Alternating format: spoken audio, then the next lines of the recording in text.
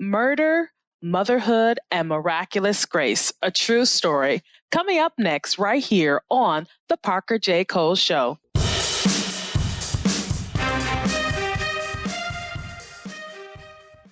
Hi, and welcome to The Parker J. Cole Show. I am your host, the Queen Parker J. Thank you so much for joining me. Today, I want to say, first of all, happy Mother's Day to you. May the Lord bless you in what you do, whether you are a mother of natural means or you are a mother figure. I want the Lord to bless you in everything that you do. And I hope and pray that your Mother's Day is special and filled with the remembrance of all the sacrifices you have made for your children and those who see you as your children. So happy Mother's Day to you.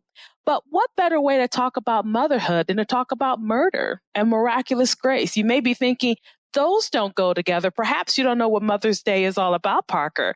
But I assure you, by the end of this episode, you're going to understand how they are all interwoven in between. We'll get to that in just a few moments. As always, I want to thank our Patreon team for their support. We have been showcasing Christian authors worldwide for the past 9 years. And as God gives us grace, we'll continue to do so. To find out how you can help out, simply go to patreon.com/rightstuff and see what you can do. And as always, we covet your prayers. To stay up to date with PJC Media, simply go to pjcmedia.net, click on that pink follow button, and you'll never, ever have to miss a show. And so I'm going to bring my guest co-host and contributor on today. Debra, how you doing? I'm doing great. Thank you, Parker.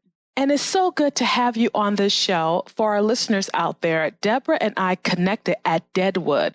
We were at an event and I saw her table across from me 2 rows over. And when we discovered that we have the same interest, that we're both Christians and we love the Lord, of course we had to connect with each other. And so I now have the opportunity of presenting her wonderful testimony to you that she has collated into a book called Murder, Motherhood, and Miraculous Grace, a true story. And we're going to get to it in just a few moments. But before I do that, Debra, tell us a little bit about yourself. Well, I was born and raised in California, youngest of 4 daughters, and lived there till I was about 26. I was kind of a beach kid, and then moved to Houston, Texas. And I met my husband there. And his family history was from Wyoming, and he absolutely loved Wyoming, but he was only as a boy went back and forth to visit there. So we went after we were married to visit some relatives in Wyoming, and I fell in love with it. So we decided this is where we wanted to raise our kids. So in the early 80s, we moved here, and we have 6 children, and we have fostered over 140 children over about 18 years. And this is just where we call home, and I've been involved with ministry here and moving forward in not only writing, but in also just some ministry projects. And so this is where we are. We are in right now, very snowy Wyoming. Yeah, right now, as we're recording, some of us got hit by that polar vortex. And so we're sitting up here wondering when the snow is going to melt. Over here, we had an ice storm. So all the trees, the grass, the cars, the houses were covered in ice. It was actually quite pretty when you're inside watching it, not when you're outside praying that you don't slip and crack your head on this sidewalk there. But you said that you have fostered over 140 children. Tell us about what that experience has done for you. Well, it was truly an experience. We were very naive when we started fostering. There was an ad on the TV one night. We had only been here probably about 6 months. And they said that in our community, they just really needed foster parents to be willing to foster some of the children in our community. My husband and I looked at each other and said, we can do that. We are kind of humble means, but we have a lot of love and we could do that. So we began being foster parents many, many years ago. And over that time, we have taken, the youngest was 4 days old. The oldest was 17. In fact, the 17-year-old, we kept her her senior year of high school and 4 more years into college. She was very intelligent, had a lot of grants, so we just kept her on. She was not in foster care at that point anymore, but we've had girls and boys, and we've had some really challenging kids. So there's our experience in that was wonderful in one sense, challenging in another. And there were some, detrimental situations as well. My children were affected by that in positive and negative ways. So we have lots of stories. One thing you mentioned is that you were naive going into this thing called foster parenting. But looking back over it all, do you regret any of it? I don't regret the foster parenting. I would love to have gone back and probably paid a little bit more attention to the needs of my own children. There was times they did voice an opinion. There's other times they did not. And because of that, I think that there's just some emotional things that they were really challenged with. And so if I could go back, the one thing I would want to do is just be much more aware of my own children's needs and how some of the situations affect them. Now, we're going to talk about this story of murder, motherhood, and miraculous grace. And when you go online to view the book, you're going to see there are hundreds of reviews just talking about how impactful your story was. And so we want to give our audience a taste of what happened in this book, but we don't want to give away the full story because I'm going to encourage you, dear listener, to get your copy of Murder, Motherhood, and Miraculous Grace, which is available online wherever books are sold.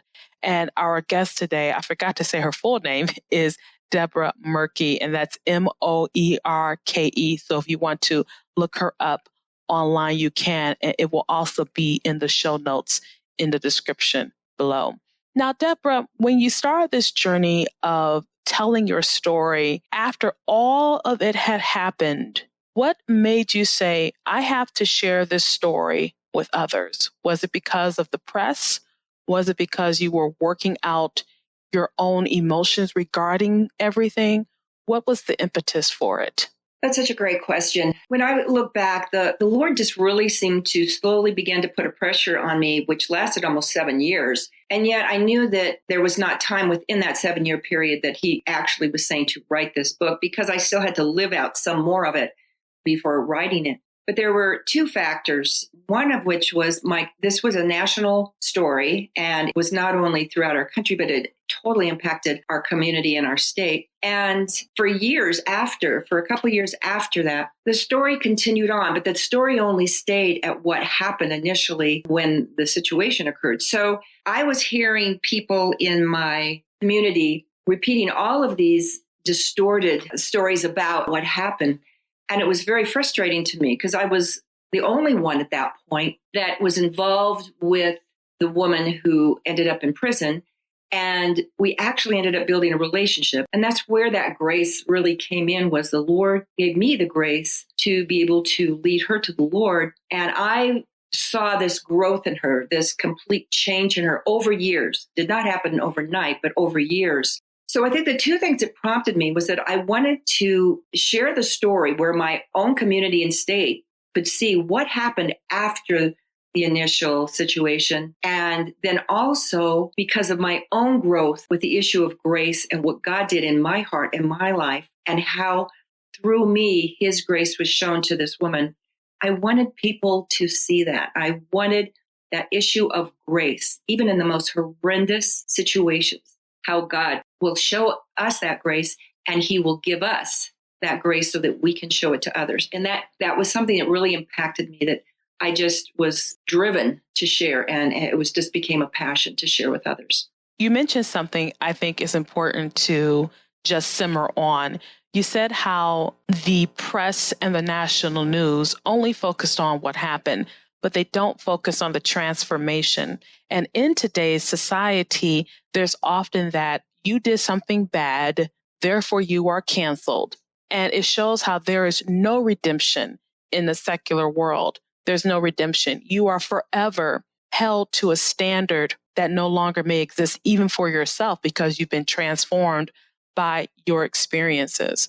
And I love the comparison of how God says, as far as east is from the west, that's where he'll put our sins, that we don't have to stay stuck in this moment of time and be completely defined by that moment of time. But that doesn't mean that there aren't going to be consequences for our actions. That doesn't mean there's going to not be some fallout, but we don't have to stay held in that moment. Would you say that's one of the lessons that anyone reading your book, Murder, Motherhood, and Miraculous Grace, will gain? Absolutely. And I've heard many comments. People have contacted me on my website. They've contacted me through email and even through snail mail. And I have received numerous comments about that, how there was people who just were caught up in their sin and in feeling that there was no forgiveness or redemption or grace for them. And yet, after they read the book, it just sort of walked them through. Not only did it walk them through grace, but hopefully I shared and demonstrated what God did in me, how he changed me, how he did a work in me, and how he enlightened me as far as grace, forgiveness, and redemption is.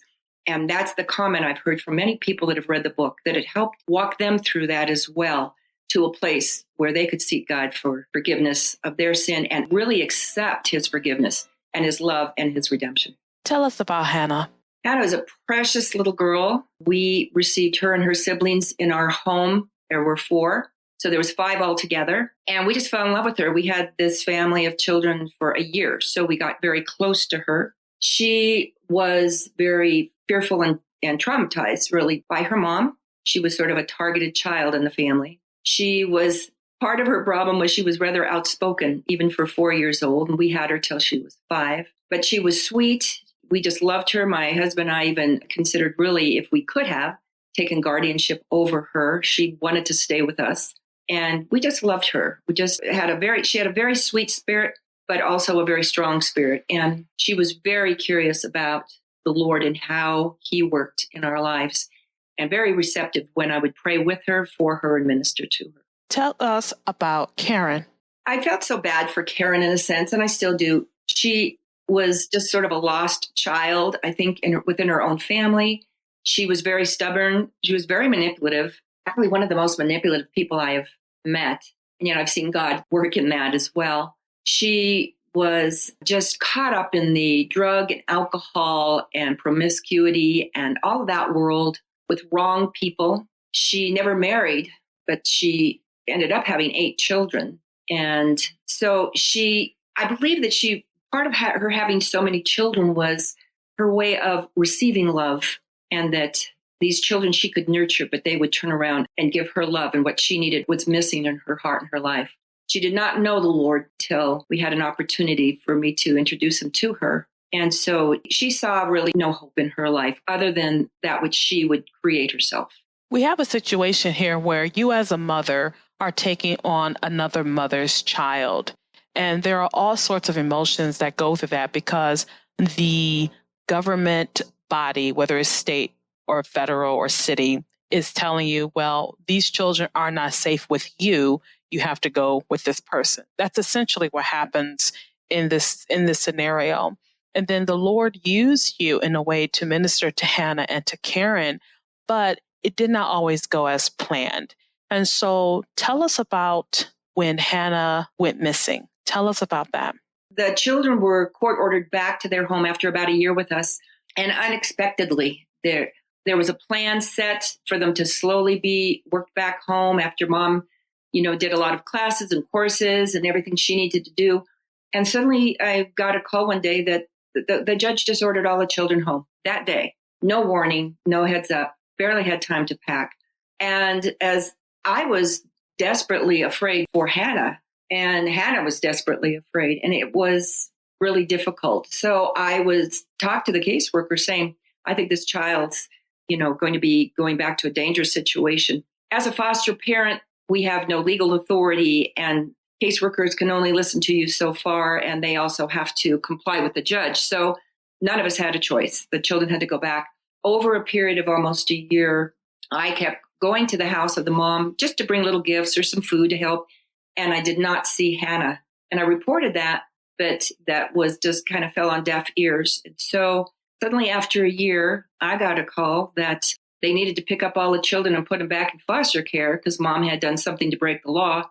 And they could not find Hannah. And because I had Hannah before, they wonder if I might have had any idea or any connections of somebody in some place where, she might have been with. And that was a devastating call because my heart was just sinking.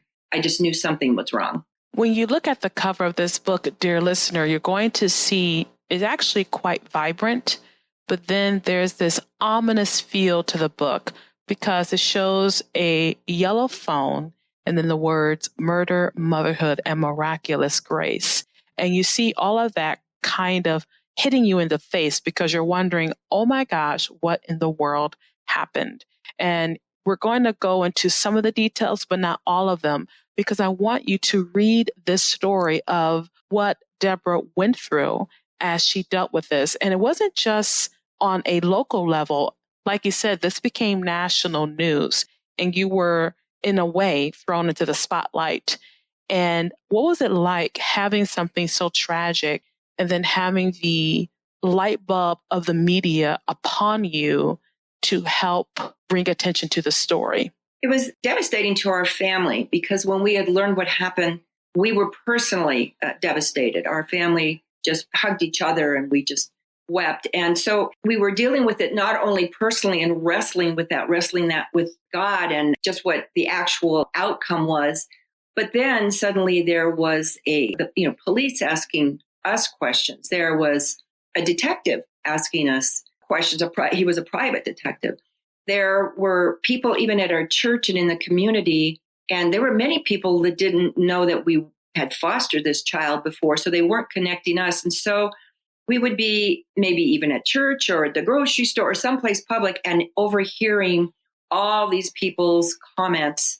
And so it was this personal anguish that we were going through, and yet we were almost trying to now protect ourselves and our family, publicly, what could have come, and people questioning our kids and this kind of thing. It was really a time of wrestling. And it was one of the first times that I think that there were other Christians who were even critical of us for stepping out and wanting to help in the situation and even to see this mother, to visit her. So it was an interior and an exterior conflict that we were dealing with. And there were times it was just, all I could say is it was just overwhelming. You just sort of wanted to go to bed at night, pull the covers over your head and just sort of make it all stop for a while and take a breather. So it was very challenging. I think of many people who have been put into the spotlight because of something like this, or maybe even a scandal. And we have to remember that after the cameras leave, after the social media outrage cease and desist, as it usually does, there are real people involved in these stories. And you haven't been experiencing that. And I know at this time when this happened, social media wasn't what it is now, where it's such a pervasive part of reporting, which, if I can say this lightly, is probably a good thing, because it probably would have been even more chaotic for you if you had social media then as we do now. One of the things that people have said about the book is just shows God's grace. What was something you learned throughout the entire situation that you didn't know before going into it? To answer that, the title of the book, I've had a number of people say, with that title, I just could not read that book. And I understand that because it was hard enough living through it and writing it. So I know that the title already is pulling at people's heartstrings here and just saying, oh my gosh, I couldn't read this. But the thing is that what I've really learned in doing that, we do not understand God's grace until we face impossible and incredible and devastating things in our life. And that's one thing that led me to write the book as well, is that all of us will experience some devastation in our life to different degrees and for different reasons. And if we want to block ourselves off or protect ourselves from that truth, I think that we also will put up a barrier that we could resist God's grace. And throughout the whole book, and that's one thing I just prayed and asked God that he would help people to see and help me see that I'm this wonderful Christian woman who just walked through this every step of the way throughout the book. The reader's going to see that I wrestled with God. I really wrestled with him.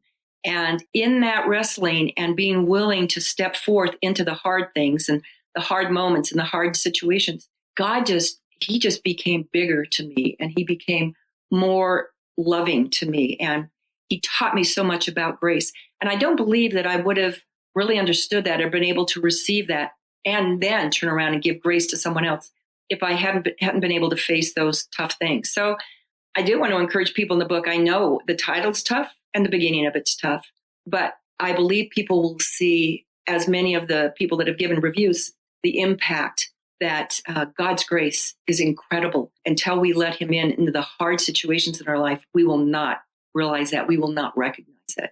When you said how you wrestled with God, it brought to mind about Jacob wrestling with the angel of the Lord and how he wrestled with him all night. And when you understand exactly what Jacob was dealing with, that here he was wrestling with God in a physical sense, knowing that the Lord could have easily overtaken him, but didn't, letting you know that God is going to wrestle with you. If I can say it that way, Debra, that he is going to give you the opportunity to put your anger, your frustrations, your tears, your sorrow, he's going to wrestle that with you. And then at the end of the day, guess what he's going to do? He's going to bless you. And too often we think of blessing in a material sense. And we're talking definitely spiritual sense here. So the number of people who have contacted you, I know you're always going to get your detractors, but what has been the overwhelming singular response you've received from readers about your book? I believe the overwhelming single response, there have been a few negatives, and I understand, and those are mostly from local people who they had more the attitude of why, stir up all of this old situation will bring hurt. And yet the majority has all been that it's been a blessing. But I think that the one thing is that the biggest comment is how it has affected individuals in a way that they are recognizing now just the sovereignty and the love again of God, that by walking through the book, even though there's different comments and people have written it different ways, I think that that's the core message I'm getting from them, is how once they were done with this book, they were like, wow. And it wasn't a wow because what I did, but it was a wow. Look what God did. Look how incredible our God is that we serve, and how he handled every situation that came up. And in the end, as you said, there was a blessing. I have a little plaque in one of my rooms, and it says, "We never test the resources of God until we attempt the impossible." And I thought that probably really describes where I've come from going through this story and writing this book. And you can just tell from what Debra is saying that this book really is a outpouring of her heart, of her experiences. But do know that just because it was her experience that you can't be blessed by it, you certainly can. If anything, it'll let you know that God's grace is wonderful, that it covers a multitude of sins. And when you have lived through it, guess what? You could say, Lord, thank you for everything you have done for me. Now, what are some of the other projects that you're working on? You alluded to it earlier in our broadcast, and I love for our listeners to know more about that. Well, I'm also working on a second book, and which would be more of an adult book and memoir. But I'm working on 3 children's books that I wrote for my children when they were very little. They're all adults today.